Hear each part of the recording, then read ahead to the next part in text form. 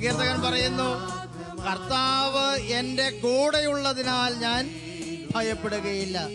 ഭയം മാറുന്നത് ദൈവം സജീവനായി എന്റെ കൂടെയുണ്ട് എന്ന ബോധ്യം എന്റെ മനസ്സിൽ നിറയുമ്പോഴാണ്. നീയൻ സ്വന്തം, നീയൻ പക്ഷം, നീറും വേളകളിൽ നിന്റെ ജീവിതത്തിൽ അവിടുന്ന് ചൊരിഞ്ഞ സകല അനുഗ്രഹങ്ങൾക്ക് വേണ്ടി നിന്റെ കരം ദൈവ സന്നിധിയിലേക്ക് ഉയരട്ടെ. സ്തുതിയും സ്തോത്രവും ആരാധനയും നിനക്കെന്നും എപ്പോഴും എന്റെ നല്ല ദൈവമേ. ഹല്ലേലൂയ.